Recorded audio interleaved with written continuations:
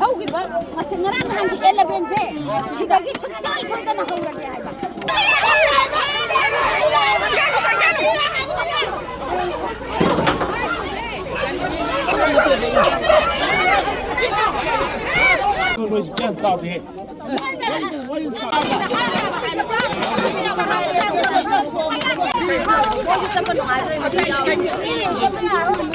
Mayai Lambi apunba lupna ngasi akoina changjala iba lambi thugai bagi khongjang ase akoi haugiba hajudik chaliba chahi jigi mamangi assembly Manipur state assembly mamang mangoi nana date 20 July gi tang 13 tagi hauraga 38 bogi manungda akoi lambi sembi hu haina akanba khongjang ga loinana changjan jarakpagi matung enna date 38 ji magda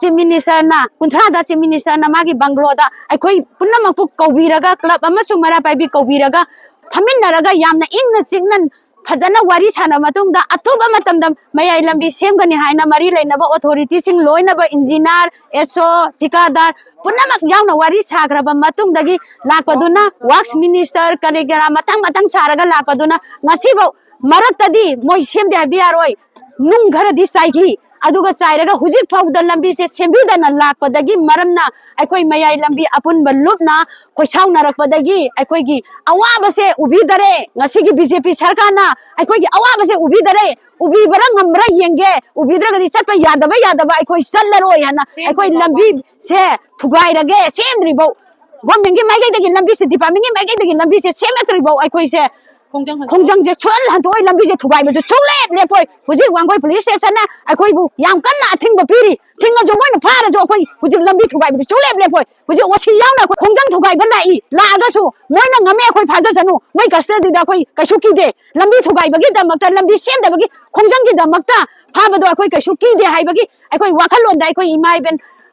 Mongsangai tu sengmai jing thong sibogi apun bagi mara paibi imai ben apulak klauka punna kusamnaraga changjan jarapa khongjang ni ngarang na hangta jo khoi December gi date 11 sida khoi gi amen andagi khoi dikada lan hon makhoi ji tawraga khoi gi tang tara gi reli mera paibi gi loiba tang tara gi reli apun bagi Manipur gi reli du loiba tung nongama date 11 sida gi khoi yunai dom Lakshmi Bazaar dagi yan choiba phibam akhoi gi Samurou gi yan choiba phibam jibakta moina si sema haurage haina aroiba decision tawraga moi ngaibiyo na tawbane bako moi ji semak tare ba huji Mayai Lambi da thengnari ba khudong thi biji kare haige da akhoi Mayai Lambi matam sangna hatta be phibam jina mara moira kanda